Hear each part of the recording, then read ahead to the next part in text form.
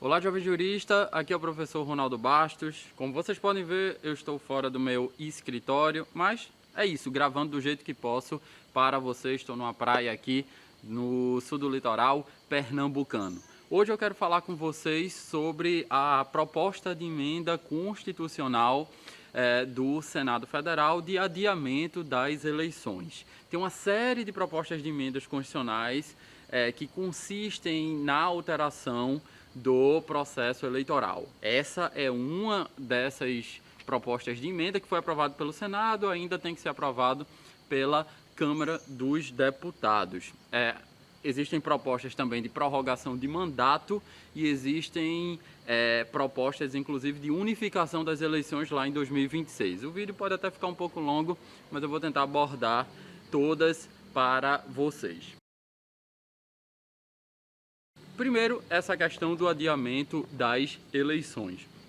Há um grande problema nessa questão do adiamento das eleições, porque existe um princípio na nossa Constituição chamado princípio da anterioridade eleitoral ou princípio da anualidade eleitoral, que está previsto lá no artigo 16 da nossa Constituição, que diz que a lei que alterar o processo eleitoral deve viger um ano antes da data das eleições. Como você sabe, a Constituição ela estabelece uma série de datas no que atina ao processo eleitoral. Data para a realização das eleições, que acontece lá em outubro, data para a posse dos mandatários e data também prazo do mandato, que em regra é de 4 anos. E aí, quando vem uma emenda constitucional, a gente já vai entrar em julho, a gente está no final de junho, a eleição é em outubro, e a Constituição diz que a alteração da Constituição, no que atina ao processo eleitoral, tem que ser feita um ano antes, de muita precariedade e tem um cheirinho de inconstitucionalidade uma emenda desse tipo. Lembrando que, enquanto normas constitucionais originárias não podem ser consideradas inconstitucionais, emendas constitucionais que são oriundas do poder constituinte derivado, sim, podem ser consideradas inconstitucionais. Uma das grandes questões que vai ter que ser debatida desculpa, eu estou matando as muriçocas. Uma das grandes questões que tem que ser debatidas é acerca da exegese desse dispositivo do artigo 16. Por quê? Porque o artigo 16 fala que lei que alterar o processo eleitoral. Há uma série de discussões sobre o que é o processo eleitoral, mas eu quero me ater nessa questão. Lei que alterar o processo eleitoral. Uma interpretação exegética poderia dizer que a única limitação é para espécies legislativas que sejam inferiores à emenda constitucional. Emenda constitucional você sabe que é superior à legislação, seja ela ordinária ou complementar. De modo que uma exegese pode dizer que só há um impedimento para leis que alterarem o processo eleitoral, porque no Brasil a gente teve vários exemplos de legislações que alteraram o processo eleitoral na boca do caixa, com fundamento, com o objetivo de favorecer maiorias circunstanciais que estavam no poder. O grande objetivo desse artigo 16 é impedir que essas maiorias circunstanciais que estejam no poder modifiquem o processo eleitoral para lhe favorecer. Essa é, inclusive, a justificativa da emenda constitucional número 4, que alterou esse artigo 16 da nossa Constituição. Beleza? É só vocês irem lá nos anais da Câmara dos Deputados, eu posso até ler, porque eu pesquisei isso para vocês. Diz assim: a norma prevista no artigo 16 da Constituição tem por finalidade evitar que, às vésperas das eleições, se estabeleçam casuísmos, prejudicando muitas vezes a própria legitimidade do pleito. Então, desse ponto de vista, o que vai ter que ser debatido é se uma emenda poderia modificar essa norma. Eu faço uma interpretação de forma mais ampla e eu vejo que o objetivo do Constituinte era evitar que qualquer regra promovesse uma mudança no processo eleitoral no ano da eleição, né? Então eu não sou tão exegético nesse ponto. E, então, desse ponto de vista, eu acho que essa emenda é inconstitucional. É uma emenda constitucional inconstitucional e vai ter que ser analisada pelo Supremo. Acho que o Supremo não vai decretar inconstitucionalidade, até porque essa própria emenda está sendo discutida com o próprio TSE, com o próprio Supremo, mas para mim é inconstitucional.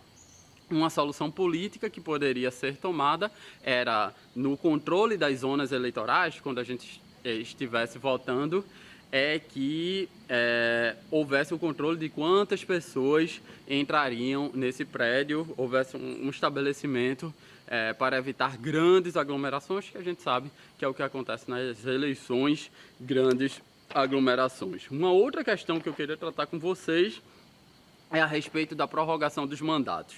Um outro grupo de emendas, ela faz mais do que isso, além de alterar a data da eleição.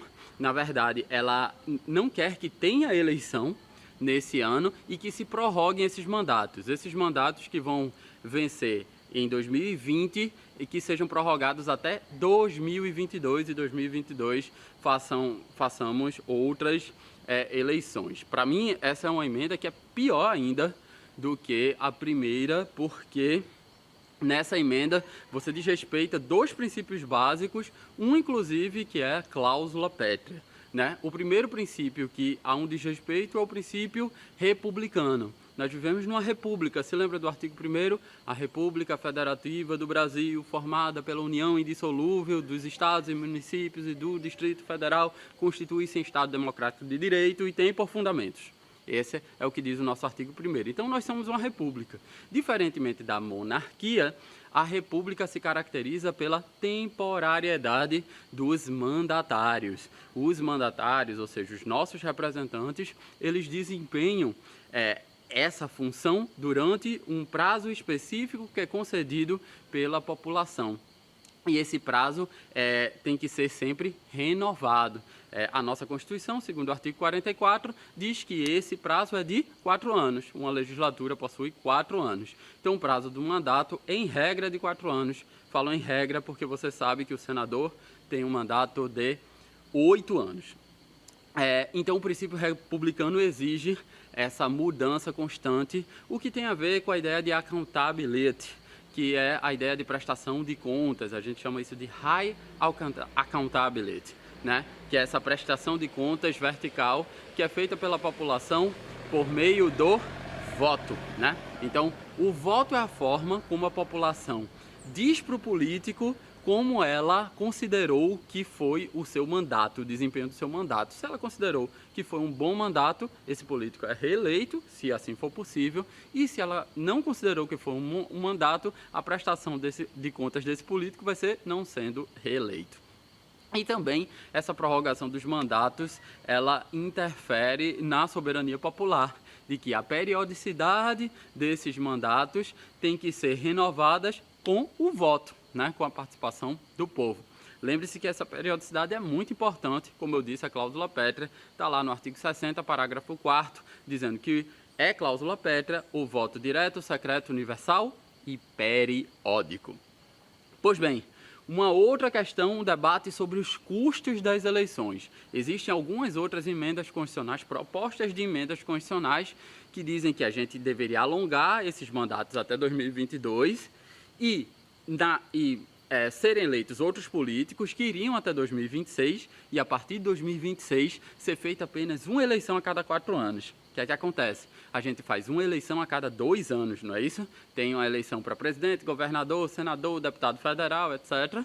Em 2018, por exemplo, como tivemos. 2020 a gente faz prefeito e vereador, as chamadas eleições municipais. E aí o que é que acontece? Alguns argumentam que, como o preço para fazer uma eleição é o mesmo nos dois casos, a gente estaria duplicando o valor das eleições. Se a gente faz uma eleição a cada 4 anos, a gente diminui esse valor pela metade. O que é que eu tenho a dizer sobre isso? Eu tenho a dizer que quando a gente fala em regras eleitorais, não existem regras eleitorais à toa, né? Todas as regras eleitorais têm consequências e são medidas politicamente. Qual é a vantagem da gente fazer uma eleição a cada 4 anos? A primeira vantagem é que a gente evita com aquelas campanhas intermináveis, porque a cada 2 anos os políticos estão fazendo campanhas, seja para se eleger, seja para eleger candidatos parceiros seus. Então, o presidente da República se elege em 2018 e em 2020 ele já está buscando apoiar os candidatos XYZ. Ou, por exemplo, um político se elege como deputado estadual e 2 anos depois ele vai disputar uma prefeitura, como é muito comum de acontecer. Então, essas campanhas constantes a cada 2 anos, a gente evitaria com isso. A gente economizaria os custos desse processo eleitoral, que o que a gente está gastando em dobro, a gente gastaria pela metade apenas. E por fim, a gente geraria mais governabilidade. Por que eu estou dizendo isso? Porque, veja, quando um político é eleito, ele é eleito de acordo com uma determinada maré ideológica. Em 2018, a maré ideológica foi o bolsonarismo. Então, não é à toa que foi eleito o presidente Bolsonaro, foram eleitos todos os filhos de Bolsonaro. Na verdade, o Eduardo Bolsonaro e o Flávio Bolsonaro, o 03 lá, o vereador, foi eleito em outra eleição. E foram eleitos muitos bolsonaristas. O PSL não era nada, enquanto partido, virou a segunda sigla mais votada da Câmara dos Deputados, porque é uma maré ideológica. E aí, se a gente faz isso a cada 4 anos, a maré ideológica que elegeu Bolsonaro e o bolsonarismo, mas poderia ser o petismo, ela vai governar durante esses 4 anos. Isso gera mais governabilidade, que é a capacidade que o executivo tem de implantar políticas públicas que são aprovadas pelo legislativo.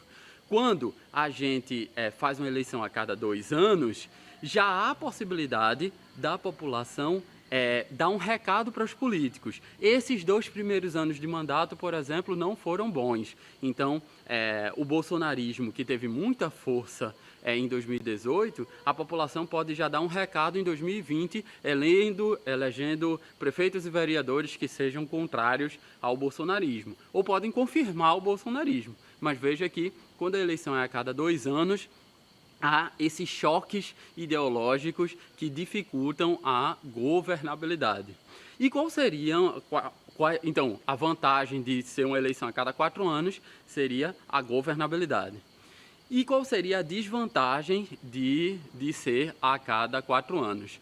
Quando a gente permite que um político se eleja e depois ele só tenha que se comunicar diretamente com o povo, pedindo voto, fazendo campanha daqui a 4 anos, a gente dá muito poder aos políticos. Quando a gente faz uma eleição a cada 2 anos, os políticos têm a todo momento estar em contato com o povo, porque eles sabem que daqui a pouco vai ter uma outra eleição. Enfim, tem muita coisa para se falar ainda, tem várias PECs, tem uma PEC que quer possibilitar que haja voto facultativo para maiores de 60 anos. A gente sabe que hoje o voto só é facultativo para maiores de 70 anos.